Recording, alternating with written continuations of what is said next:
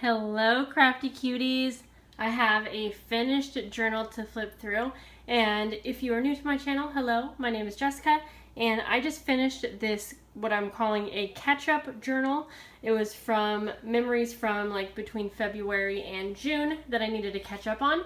I have a few junk journal with me process videos going throughout the book and showing you how I set up the layouts. If you want to see, I will have that playlist down below. And guys, we're just gonna hop in and do a full flip through. Now, I did go ahead and finish this book and I didn't film the process. I felt like it was just getting a little redundant because I was really doing every layout super fast. So forgive me there, but let's go through. So first we have some pregnancy photos, and that flips out like that to reveal some more. And then this tag pops out and I have some journaling on the back there. Over here, we have some pictures of my son and some of his really great friends from spring break. We have a little tag over here that comes out, or, you know, it's probably kind of glued in there, and it has some journaling there. I did end up going back through and doing most of the journaling, so this is like really done. This is Alistair's first like real sport. He did soccer, and so I just collected some of the photos between that time period and put them all together. Here, this is just like a little cluster. I did some journaling, well, not too much, but you know, I did a little bit there. And then there's a picture of Alistair on Easter. This is a photo of Alistair's first time skiing. I really like how this little area kind of turned out. And then a little journaling and some more pictures of us in the snow. Over here, this is just a little cluster, and I have some journaling, like, it's like a little letter to Hans, I guess. And that's my husband playing some music. That's what he does. Over here, this is just a photo of Alistair and one of his really good friends on his birthday. I have the little arcade pass saved there, and so I put that on the page as well. This is from Mother's Day, so this was actually a piece from my Mother's Day card. I just included it, did some journaling, added some photos. I should have honestly got pictures of Hans and I. I don't know about you guys, but I have a hard time getting pictures of the both of us. Like, Alistair's starting to be able to he's able to take photos, and he's actually been taking some of us, so you'll see some in the future books.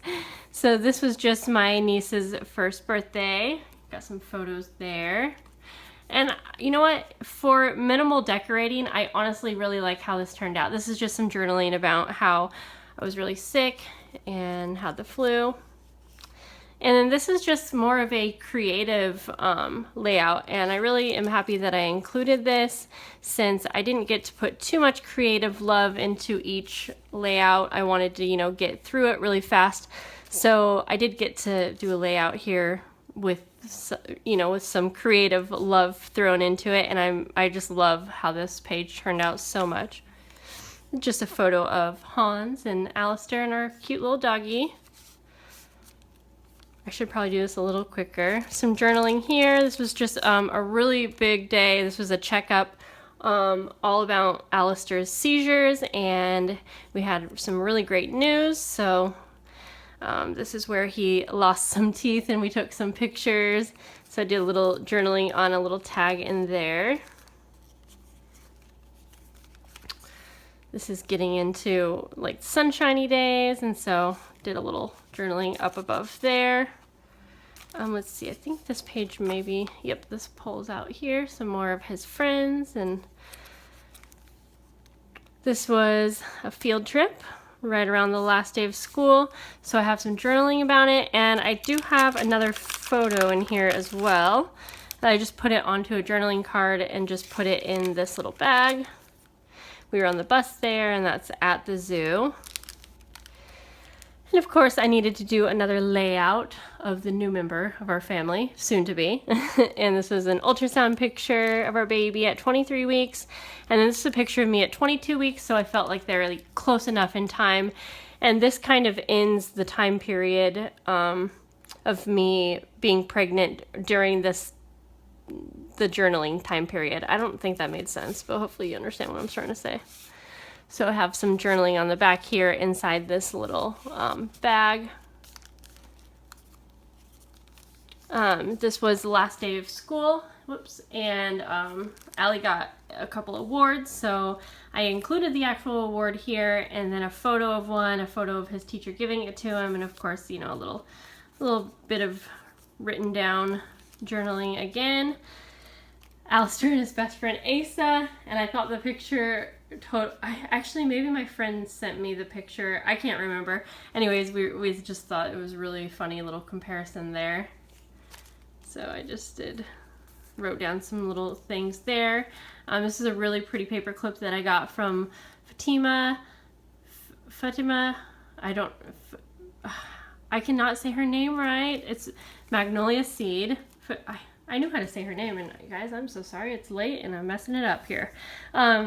So she sent me some happy mail, including a gorgeous bohemian bead here. Let me show that to you better. I showed it in some happy mail actually, and she wrote me a really nice letter.